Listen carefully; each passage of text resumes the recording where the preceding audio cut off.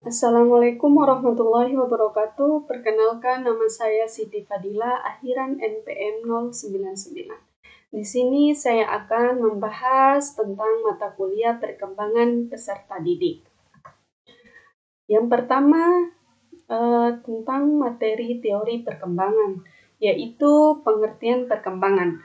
Perkembangan adalah suatu proses perubahan menuju kematangan atau kedewasaan dan mengalami perubahan-perubahan, baik perubahan-perubahan dalam segi fisiologi maupun perubahan-perubahan dalam segi psikologi. Dan faktor lingkungan juga berperan dalam perkembangan individu yang meliputi fisik, psikis, sosial, dan religi. Yang kedua, ada pengertian perkembangan manusia, yaitu perkembangan manusia merupakan suatu studi ilmiah tentang pola-pola perubahan manusia di sepanjang rentang kehidupan manusia. Perkembangan manusia bersifat sistematis, yang berarti perkembangan manusia bersifat berkelanjutan atau terus-menerus. Dan perkembangan manusia juga bersifat teratur dan bersifat adaptif, yang artinya perkembangan manusia terjadi karena untuk menghadapi kejadian-kejadian dalam kehidupan. Selanjutnya tentang teori perkembangan manusia.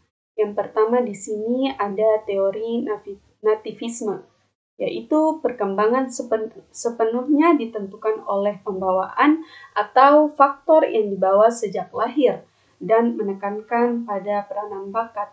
Tokoh dalam aliran ini yaitu Schopenhauer pada tahun 1788 sampai 1860.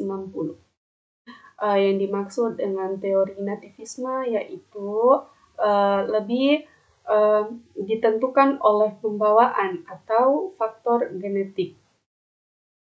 Terus yang kedua yaitu teori empirisme, yaitu adalah kebalikan dari aliran nativisme, yang dimana aliran nativisme yaitu aliran hederitas, aliran yang faktor yang dipengaruhi oleh faktor pembawaan. Nah, dalam aliran empirisme, penentu perkembangan adalah melalui pengaruh faktor lingkungan yang dikemukakan oleh John Locke pada tahun 1632 sampai dengan tahun 1704. Aliran ini yang terkenal dengan tabula rasa atau kertas putih atau kertas kosong, yaitu bahwa pentingnya pengalaman, lingkungan, dan pendidikan. Nah, yang selanjutnya, yang ketiga yaitu teori naturalisme, yaitu aliran ini berpendapat bahwa pada hakikatnya semua manusia sejak dilahirkan adalah baik. Bagaimana hasil perkembangannya yaitu melalui faktor lingkungan yang ditentukan oleh pengaruh lingkungan baik atau buruknya. Kalau pengaruh lingkungan itu buruk, maka individu tersebut akan menjadi buruk.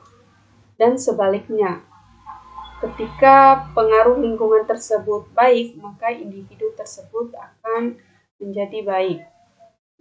Dan yang terakhir yaitu teori konvergensi. Teori konvergensi atau perpaduan.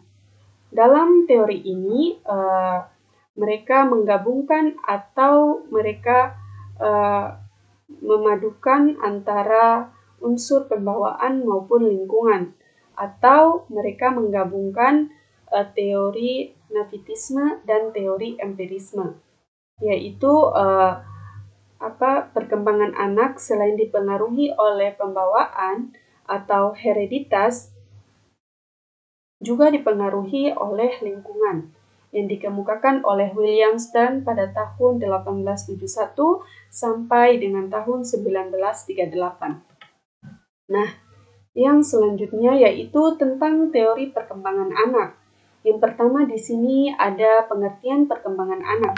perkembangan anak mengacu pada perubahan biologis, psikologis, dan emosional yang terjadi pada manusia antara kelahiran dan akhir masa remaja.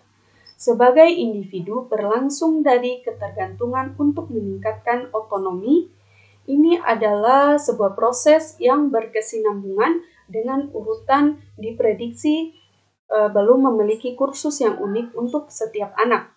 Itu tidak berkembang pada tingkat yang sama dan setiap tahap dipengaruhi oleh jenis sebelumnya pada masa perkembangan.